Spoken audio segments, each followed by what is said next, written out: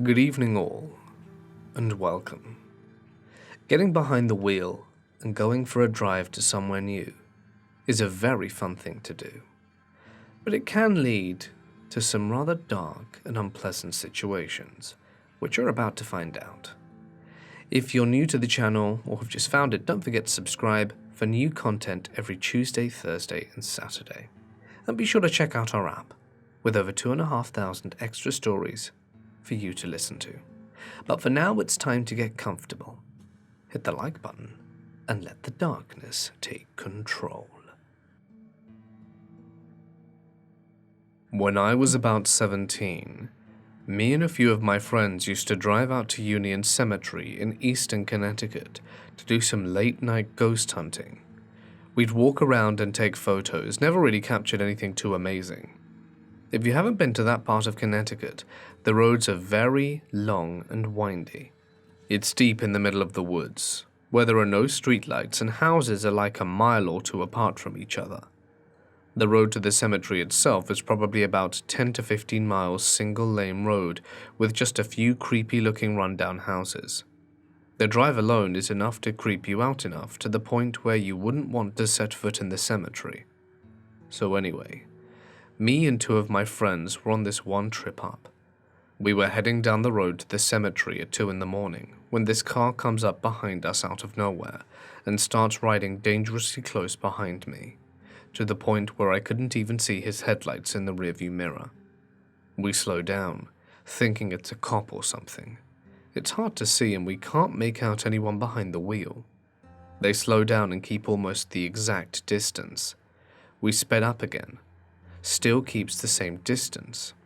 Didn't think much about it at this point, maybe just some asshole driver in a hurry or something.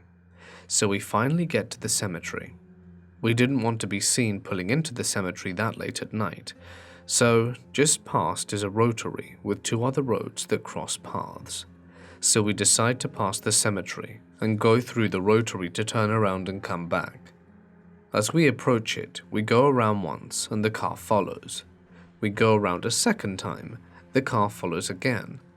Now we're starting to freak out. The 3rd, 4th, and 5th time around, the car is still behind us. We can finally see that it's an older car, late 80s or early 90s Corolla or something, but we still can't make out the driver. I finally said screw it, pulled off at a random point in the rotary and just started driving as fast as I could. He still followed us at this point, and we're about 50 or 60 feet ahead of him, and I see him flip off his headlights.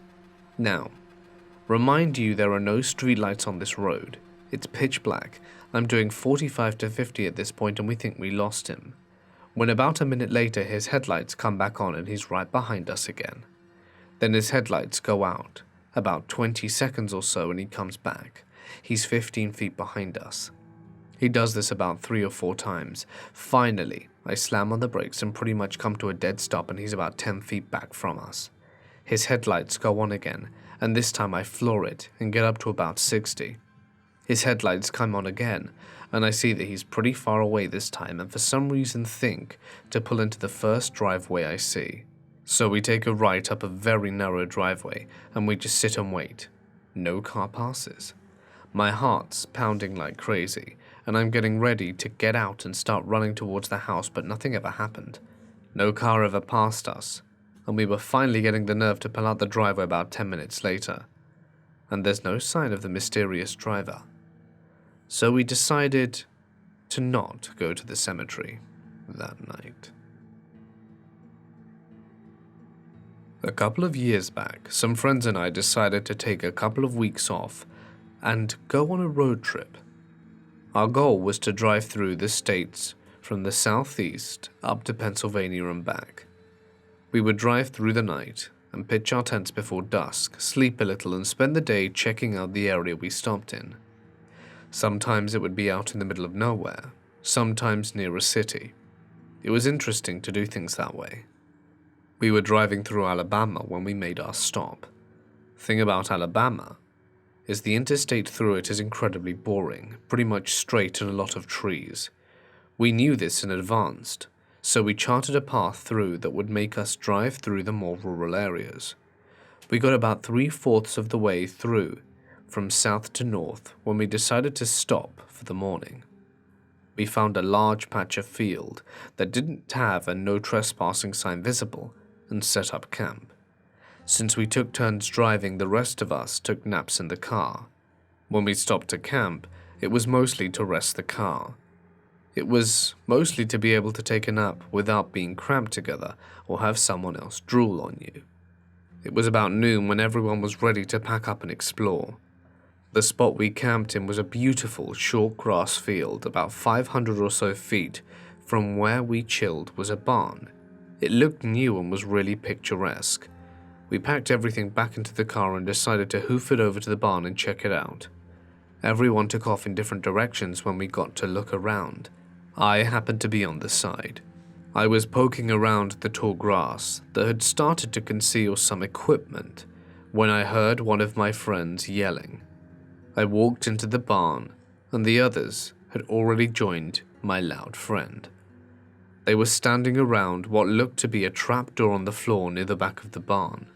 My friend tells me she heard crying, and when she found the trapdoor it stopped. We all stood there for a minute in silence listening. All we heard was the wind blowing through the barn. I look up and start to say something when out of nowhere there's a large crash. It sounded like something slammed up against the other side of the trapdoor. Everyone booked it without a second glance except me. I couldn't move, my legs didn't work. I just stood there staring at the door in wide-eyed terror. My brain was screaming for me to run, begging my legs to move, and I couldn't. Then, like a rubber band snapping into place, my body spun 180 degrees in the opposite direction. After what felt like an eternity, my legs decided to act. Just as I felt my legs start to push off, the world went black, pitch black. It looked like and felt like someone threw a heavy blanket over me. Then the screaming started. It sounded like a young child was screaming at the top of their lungs. It never stopped. There was no pause for breath. I think I screamed. I say I think because I couldn't hear myself screaming over the child's scream. I felt something icy cold in my chest and started having trouble breathing. It felt like something grabbed my heart. Primal survival instincts kicked in, and I began to thrash my arms around, hoping to hit something, anything that would make it stop. It didn't help. I gathered as much strength left and forced myself to run. I didn't know where I was, and it didn't matter. I just had to run. And I did. Full speed straight into a low-hanging beam. I was down and out. I don't know how long though. I remember waking up in the grass near my car. My left eye was sealed shut from dried blood. Everyone was sitting next to the car not talking. When they noticed I woke up, they helped me get cleaned up. I used a bottle of water to clean the blood off my face and bandages from the first aid kit to cover the huge gash in my forehead. I asked what happened, and they told me that they had made it to the car when they realized I wasn't with them. Of course, since it was my car, I had the keys, so they were looking out. That's when they heard me screaming. They actually told me they were thinking of running to town to get the police instead of going back for me. I never asked them why they decided to come back for me. I'm just glad they did. They told me when they found me, I was lying on the floor bleeding. The trap door was wide open, and they actually dragged me across the floor by my feet because no one would come around the other side of me and have their back to the door. Here's the kicker. After the explanation of all of this, one of them tells me to turn around and check out the barn. I look behind me, and the beautiful barn that we saw and went to investigate was now decrepit and old. I looked back at my friends and they stared back at me with blank expressions without saying anything else. I hand my keys to one of my friends and drive off. We didn't camp out like that again for the rest of the trip. We found campgrounds to stay at or just slept in the car. None of us have ever mentioned the incident since. This story took place in the 70s. My father's friend is a forest ranger who also happens to be a competitive pistol shooter, like who can hit the most targets the fastest sort of thing. He is driving with his wife, playing car poker with a local car club. Basically, the group comes up with objectives, generally places to drive to, and you're awarded a card for accomplishing them. The goal, of course, is to get the best hand. All of these objectives are completed over the weekend, and all done individually. That is, the drivers go their own way. This is not a caravan. So he and his wife were driving their convertible, I think it's a Triumph, along the back roads of western Washington near Concrete. They come around a bend in the road, and a large pickup dragging a good-sized log comes tearing out perpendicular to the road, so that the log is now blocking their path. Putting the car in reverse and looking behind them, the husband sees another truck do the same thing, effectively boxing him and his wife in. Each pickup bed is occupied by 3 or 4 rednecks, one of whom has a shotgun. One of the rednecks, clearly the leader, jumps down from the bed and walks over to the car. It being a nice day, the windows are already down. The redneck leader leans into the car and leers at the man's wife. "It's a fine-looking woman you got there." The husband's pulse races. Being a competitive shooter and a forest ranger, technically a peace offering, the husband carries a pistol under the seat of his car. While the leader of the redneck bandits walks up to the car, the husband slowly reaches under his seat and pulled up his revolver and concealed it under his legs. As soon as he heard the leader imply that these men were going to rape his wife, he grabbed the leader by the collar and pulled the pistol to his forehead. "You'll have to move that log in front of us or I'm going to blow your head off." The leader went silent for a moment, the calculations running in his head. The leader said, "You can't get all of us." "Sure, but you'll be dead." Self-preservation rolling the day, the leader motioned for the front log to be moved. The husband drove slowly forward, keeping hold of the leader's collar until he was clear of the obstacle. He made it past and got the hell out of there. This next story is one of my personal favorites to share, since everything turned out alright, but I still get chills thinking about how many different ways the night could have gone wrong. Allow me to elaborate. A few years ago, my friend Jane and I took a trip to Portland, Oregon. We're both from the south side of Chicago, and Jane was feeling pretty jaded with the city. She was convinced everything was better on the West Coast, including the people. So we flew out to Portland and rented a car, which we called Veronica. The day before we were supposed to fly back home, we took Veronica and drove up to Aberdeen, Washington, to see Kurt Cobain's childhood home. After that, we drove down the coast sightseeing along the way. We visited Astoria, Oregon to see the house from the Goonies, and ended the day at Cannon Beach to check out Haystack Rock. All in all, it was a pretty nice day. Once it started to get dark, we decided to head back to our hotel, which is just under 2 hours away.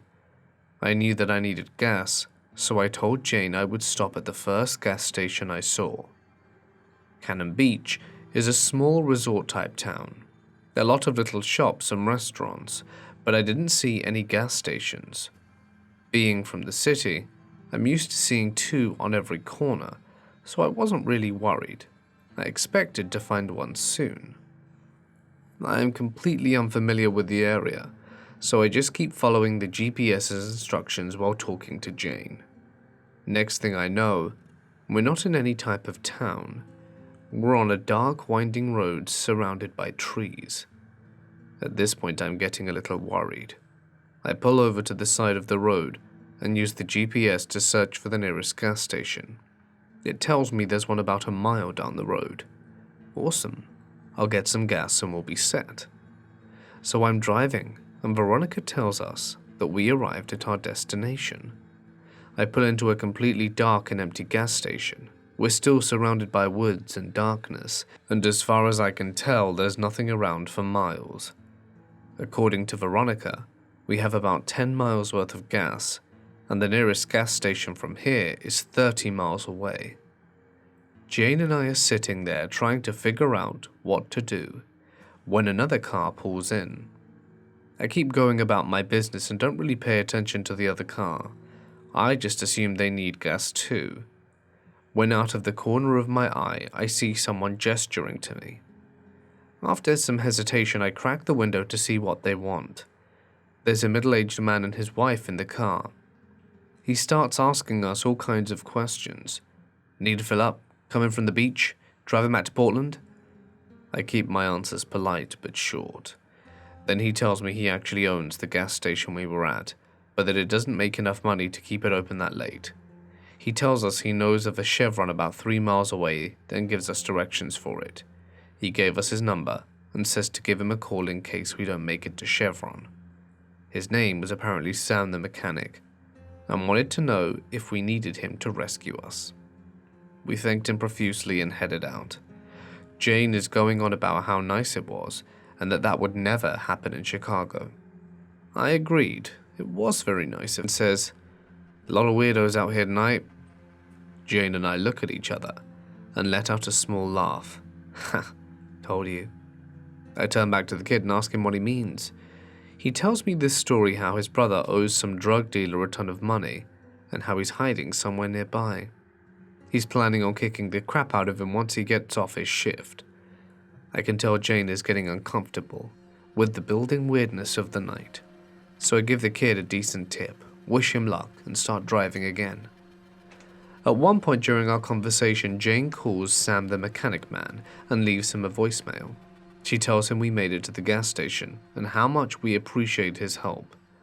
I thought the call was unnecessary, but it is what it is. A few minutes later, we're on the highway, and about 10 minutes from our hotel, Jane's phone rings. It's Sam. Again, she thanks him profusely. He asks her where from and when we're flying home. He tells her his name is Sam Glasty, and he wrote a book called Wrongly Accused, and that we should read it while on our plane ride home. This piqued my interest. Jane, you have to look the book up to see what it's about. She Googles it, and then she makes a face that looks like she's about to puke. What is it? He was accused of being the Green River Killer. Immediately, she starts freaking out, because he now has her number. Back at the hotel, we do more digging. Apparently, a victim of the Green River serial killer picked Sam out of a lineup.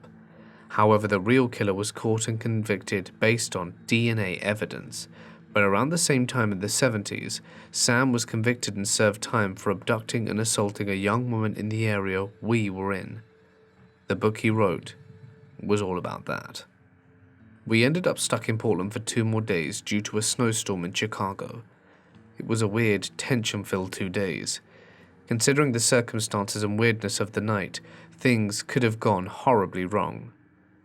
I'm glad all I got out of that night was a story of a near miss. I was driving my car alone a few years back when I heard a loud voice, other than my own, in my head say, "Stop the car now." I was going 60 on the highway, but I checked my mirrors and saw that I was free to slam on my brakes. As I did, 2 cars with no headlights on came careening down the road on either side of me, going 100 plus. They then met in the middle and crashed into each other a few car lengths in front of me. If I hadn't have slowed down to almost stop, I would have certainly been a part of the mess. By the looks of it, they were racing or messing with one another, and they had no headlights on in the dark of night. They were in both lanes on either side of me, and then egged on each other a second or 2 more in front of me before they both decided to swerve in the center lane in front of me, maybe trying to fake each other out at the same time, I'm not sure. They were both sent into ditches on either side of me. I did not stop, but I saw many people in front of and behind me pull over. The adrenaline was really something. Their behavior had really freaked me out as well, so I just kept driving home. I'm sorry if that wasn't the right thing to do, but I know others did stop. To preface this, I love to drive, Long hour drives to nowhere with no destination in mind. Just me, my music, and the road ahead of me. Living in Nebraska, I'd often take back roads or lonely highways cutting through the countryside to small towns and eventually cities, and I'd like to usually take these drives at night, since there was much less traffic to worry about. I've done it since I've had my license for the past 4 or 5 years, and I've never once had any sort of issue, nor run into any trouble of any sort. This was, until a few nights ago. For reference, I'm a relatively small 22-year-old female, and as I've stated before, I often take these drives completely and utterly alone. They're a good way to clear my head when I'm stressed, upset, or overwhelmed, or for me to get a plan together or sort out personal issues. I've also done these long and lonely drives to get away from the toxicity of my household when I used to live with my parents as a mean of coping with their alcoholism. Though now that I've moved out and I'm in a much better place mentally, I don't really have the urge to get in my car and just drive anymore. However, on the night this event took place, I was feeling pretty overwhelmed, stressed, and anxious with a cluster of personal issues I'd rather not get into.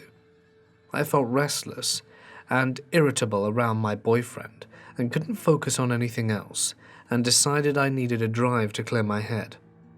My boyfriend was understanding and told me to be careful and to not be gone for too terribly long since it was getting pretty late.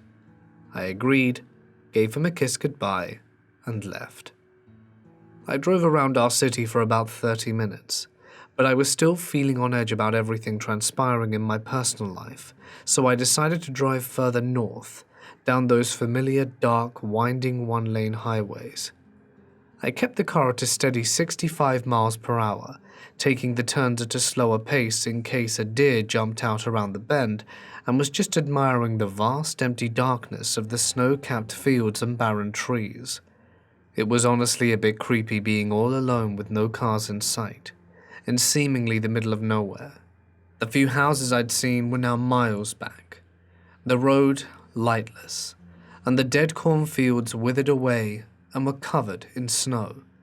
It was like something out of a horror movie, and I half expected to see a ghost pop up my rearview mirror or see someone clamber out from the patches of trees dotting the horizon. The only light came from my headlight, and even then, I still strained to see through the inky darkness of the night. By now it was just after 11, and I told myself that once I made the familiar roundabout that would either take you to a small town or back towards the city, I would head back towards the city and home. The roundabout was still 15 to 25 minutes away, but other than my imagination picturing the worst, I wasn't really at all concerned. I mean, I was by myself, but I didn't have any other motorists to worry about, right? Wrong. As I round another bend, I notice a vehicle with its hazards flashing maybe a quarter of a mile or something away from me. It was some sort of sedan, dark-colored, and was angled to where only part of it was on the shoulder, while the rest was jutted out on the road, like they had to pull over in a hurry but didn't quite manage to do it. The driver's side door was flung wide open, and as I slowed my vehicle down and angled it towards the opposite side of the road to pass, I could make out what looked like maybe blood on the inside of the open door. I didn't see anyone on the road or in the car, and I was the only motorist in sight. The cell phone reception was spotty at best in this part of the country, but more often than not, you couldn't get reception no matter how hard you prayed, which was definitely the case when I took a glance at my phone to see if I had any service. So a lone female on the road at night, pulling up near a vacant vehicle that looks like someone had been attacked on or inside of, with no cell service. Now, I'm no dummy. I've watched countless episodes of Investigation Discovery and Criminal Minds and read far too many true crime books to know that this had bad and danger written all over it. But there was a still, small part of me that was worried something terrible had happened to whomever was in that vehicle, and I thought I needed to help. These roads didn't get a lot of traffic late at night, and temperatures were well below freezing. If someone were hurt or in trouble, there was no one and nothing else to help them but me. Still, I erred on the side of caution. I was still driving my car, though a bit more slowly, and as I approached the vehicle, I rolled down my passenger window a bit, shut off the music and called out, "Hey? Anyone there? You okay?" I didn't hear a response. I worried they were passed out somewhere, but I wasn't about to get out and look for them. I told myself I'd call out one last time, and if I didn't hear anything I would leave, and the moment there was reception I'd call it in, and if I did hear someone, well then I'd get to that bridge when I came to it. So I shouted again, "Hey, what happened? Are you okay?" There was silence for a beat. Then I heard rustling in the shadows of the trees, followed by a gruff voice saying, "Yeah?" I was relieved at first, and was about to say something in response or possibly even stop my car and get out, when I noticed three things simultaneously.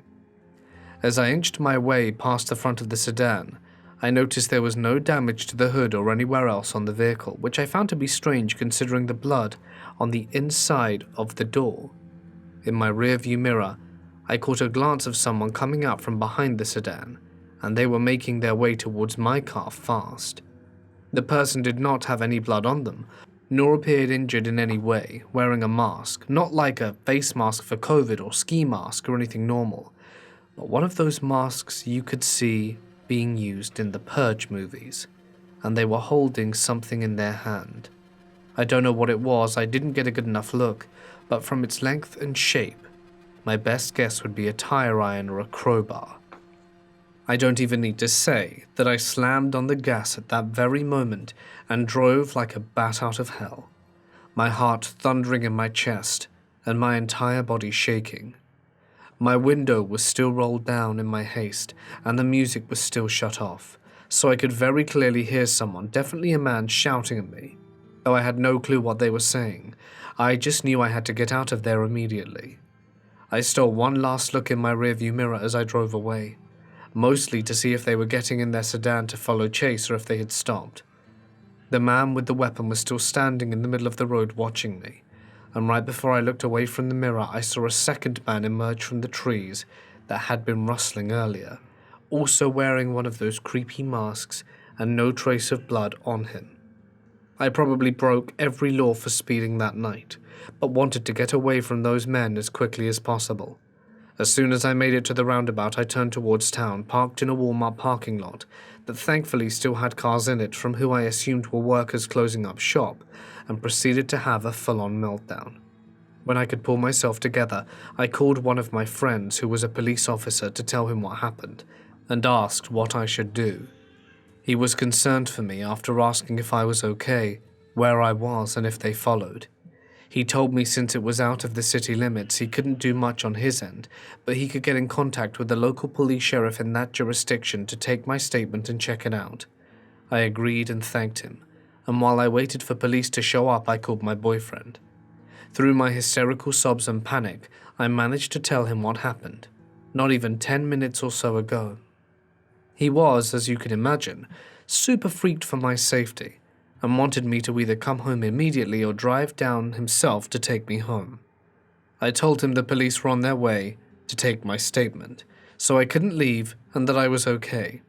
But I stayed on the phone with him until I saw the familiar police cruiser pulling into the lot.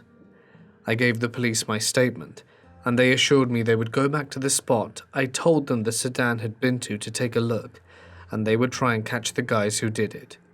Though with no cameras or no description of the men, I wasn't sure they'd be able to. I didn't even get the license plate number, though at the time of my panic, the thought never came to me until the police were asking if I got it. All they had to go off of was guys in a dark-colored sedan wearing masks. After I gave my statement, I went home and stayed curled up close to my boyfriend the whole night, listening to every sound the house made in fear it would be those guys arriving any minute to finish whatever they had started. Since the incident, I haven't heard back from police about whether or not they had any leads. I'm not sure they ever will. I'm just thankful I'm still here, and that I didn't stop to get out my car, because I'm not sure what would have happened if I did. I still have so many questions that have no answers. What were they doing? Why? What was the blood on the inside of their car? Was it a ruse to get more attention? Or was it really blood? Did they hurt someone? What would have happened to me if I'd have stopped my car? Needless to say, I won't be going on any late night drives to anywhere for a while, and I hope I never cross paths with those freaks again. To this day, I still find this story very spooky, and am still perplexed and have no idea what happened. Let me share it to you. I had a lot of work-related sites, ranging from downtown Baltimore to Virginia Beach and all around. Friday wrapped up, and I hit the road to some local arrangements I'd made for the weekend. And I spent the weekend with friends out in various parts of Virginia, and got dragged off to other places even further out. The usual weekend fun times. It's late Sunday night when I have to leave, or I'm not going to be able to get home to start my thankfully late afternoon on Monday. I'm fully rested, didn't do any drinking, and I'm not into drugs. On the highway about 3 a.m., in the middle of nowhere between Roanoke and DC, with absolutely no one around, I'm cruising along in the left lane, simply because no one else is near me. No headlights for the past hour, no taillights either. No road lamps, it's dark, mildly damp, it's foggy, and I've got the music on loud. I'm feeling pretty good. All is fine. And then, I just happen to look to the left, and out there I see a dog barking at me. A German Shepherd in a car passenger seat, somewhat blue glow from the instruments inside the car, and it's got its face to the window and it's barking its head off at me. I get a good hard look at it too, because at first my brain is not registering that it's a cop car. I'm doing 95 plus in a 75 and probably have the oh crap moment when the dog, the instrument, the white Crown Vic, the light bar and all in my brain clicks. And after a second hard look, I put my foot on the brakes and start slowing down hard but safe to pull over. I even put my blinkers on to start shifting lanes over to the right to pull over, because, wait, there's no hard shoulder on the left side of the road. I look back to my left, where there is still no shoulder room for the other car, and it's just gone, without a trace. I slammed on my brakes and stopped in the middle of the highway, flipped on all my light bars, even looked around me with my handheld spot. There was nothing. No taillights, no headlights, no engine sounds, not a damn thing. There were no other tire marks in the damp but mine, and I could see a nice long distance for both ways. Complete emptiness. My vehicle had great visibility and a lot of extra lighting, as an off-road SUV with all the trimmings.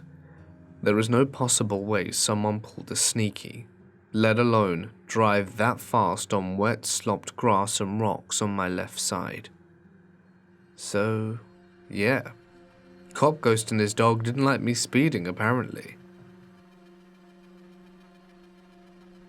My friend and I were coming back from a concert one night, and were taking a shortcut through this area that was being worked on, so there wasn't really anyone around because it was late and the streets were closed. As we're crossing this small bridge, I looked up and saw what appeared to be a zombie rat jumping at my face. Scared the hell out of me. Turns out that someone had taken a mummified rat or squirrel and used wire to position it mid-air on that bridge. The combination of that and the abandoned atmosphere of the construction area was so creepy that we ran until we hit a busy street. A few years back, I was driving on this back road between 2 or 3 a.m. after hanging out with a few friends. There was no one on the road, certainly no one walking, and it was incredibly foggy. The area here is a small protected wetland, and visibility was maybe 30 to 40 feet at best. There is a 90-degree turn. As I am turning, there's a man standing there, arms at his sides, wearing ragged clothes, just standing perfectly still, about 2 feet in the road. I nearly hit him, but was certainly closer to crapping my pants than anything else. I was doing a road trip with a friend of mine when we arrived to a town that just felt off, almost like the writers of Twin Peaks had shown up and decided to take the inspiration for their show. Anyway, we stopped there for an emergency bathroom break. We were both naive, city-dwelling 18-year-old girls. The porta potty off the freeway near some dilapidated buildings was too gross to use, so we drove up ways to the main street. The only thing open at 2 p.m. on a Thursday was a craft shop, which my friend rushed into while I waited in the car. When a giant bald man, with a crazed look in his eye, came barreling out of nowhere and started slapping the side of our little Fiat, yelling at me that I was too pretty not to smile. I tried texting my friend to warn her, but had no service.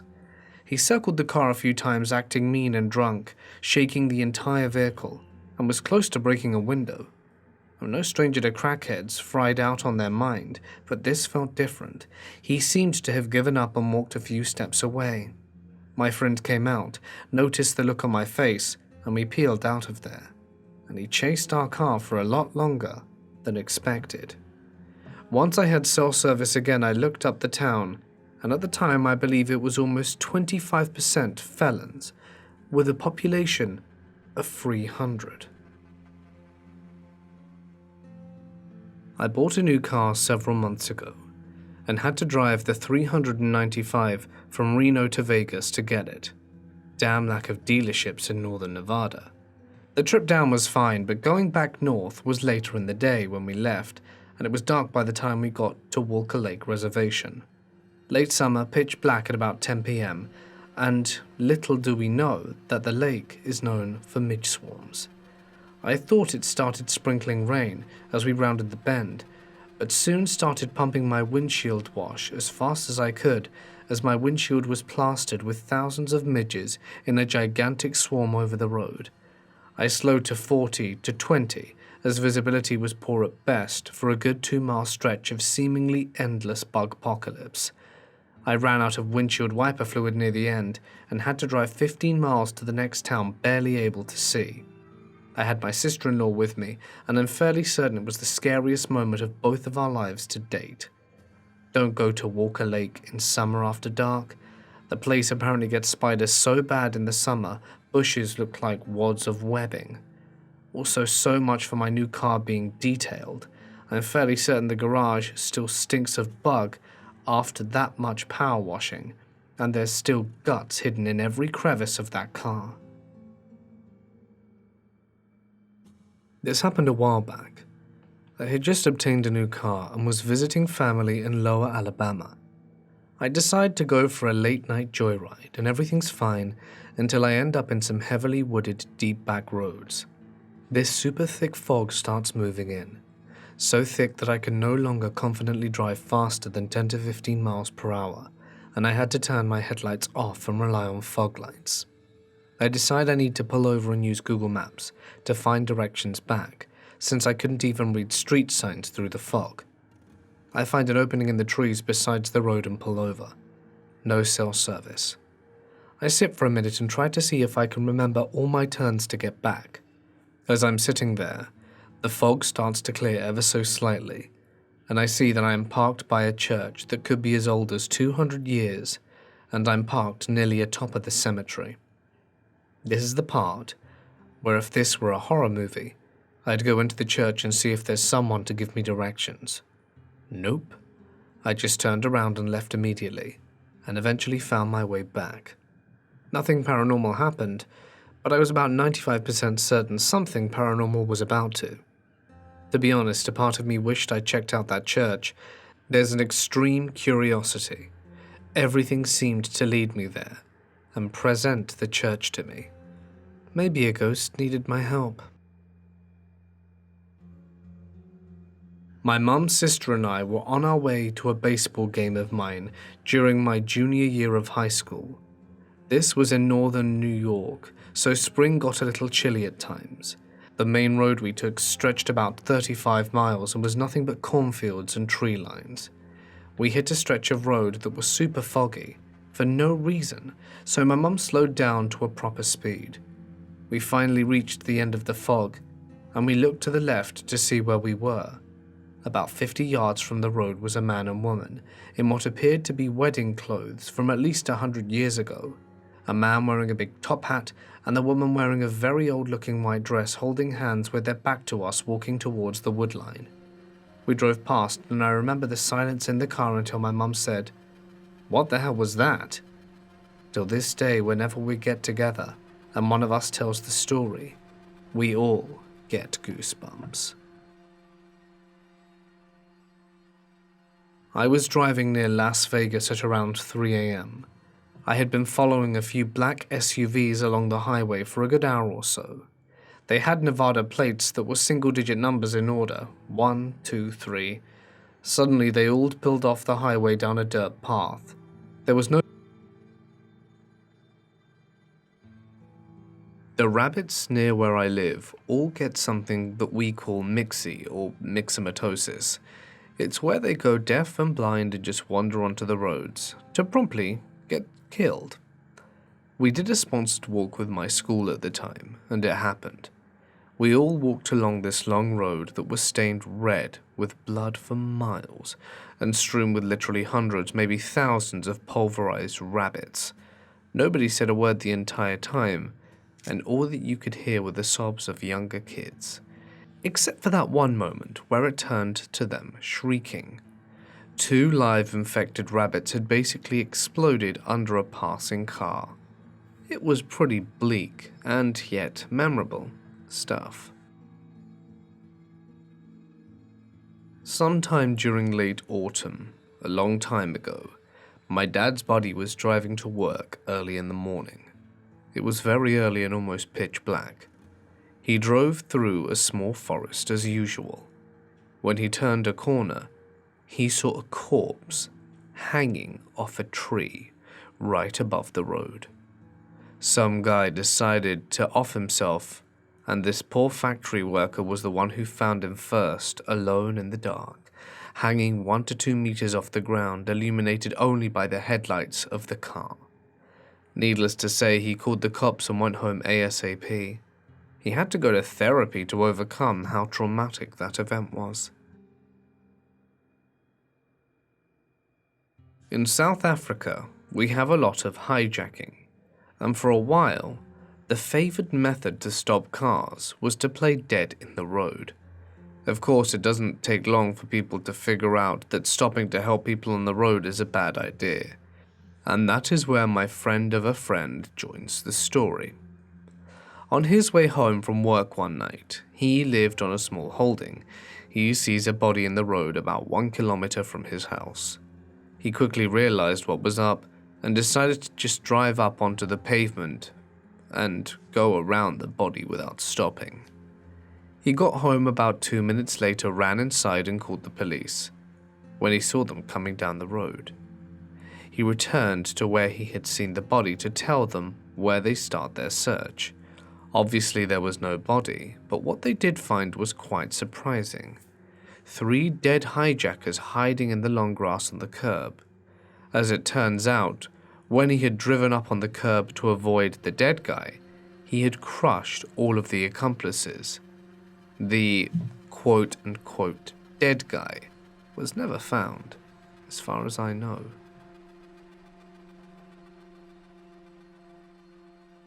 This happened to my girlfriend last night. We had been camping for 4 days and were leaving on the 5th, but my girlfriend had to leave the night before because of work. I told her to drive safe because I was pretty worried about her hitting a deer. She drives a little Volkswagen Bug, so I knew if she'd hit something it wouldn't go over too well. Around 45 minutes later, she shot me a call and told me about something that happened to her while she was driving. She was driving down a straight stretch of road with no side roads going off it, just forest. While she was driving, she saw headlights pop up behind her, which was odd enough since there were no roads for it to turn off of. Even more odd, the headlights drove up to 60 miles an hour and caught her in around 4 seconds. She said she was listening to a song that had a countdown, so that's how she could tell. Now she was a little sketched out, so she sped up a bit, but it kept following. The headlights pulled up next to her, but she said she didn't see a car, but a silhouette of someone running. She slammed on her brakes and went down to around 20, where the headlights followed the road for a bit before veering off the road into the forest. When she sped back up to that part of the woods, she didn't see any light or anything. Now this really freaked her out, to the point she wanted to stop talking about it, but said her dad had experienced something similar and said it could be a skinwalker. I've never really believed in that kind of thing, so what could explain her experience? And if it could have been something like a skinwalker or a spirit, why did it pretend to be a car? Hey guys, it's Mort here, and thank you so much for listening. I do hope that you enjoyed tonight's road trip stories. They really were quite memorable, in my opinion, especially the barn one. Well, a number of them, in fact. The barn one was pretty good, though. If you enjoyed today's video, please be sure to let me know. Drop a like, leave a comment. It is always very much appreciated. And if you're new here, be sure to subscribe and press the little bell icon for new posts every Tuesday, Thursday, and Saturday. I'd like to also extend a huge extra thank you to my members and patrons, whose support is invaluable, as well as my coffee supporters whose names are on screen. If you'd like your name on screen and a host of other perks, you can check out my Patreon and coffee and membership stuff. Yeah, I really hope you liked today's stories. It was fun. I really like driving stories. I know a lot of you guys really like them too, so I'll be seeing you in the comments soon, hopefully. But yeah, it's been fun. But for now, I'm going to wish you all a very pleasant night, so stay awesome, and I'll see you in the next one.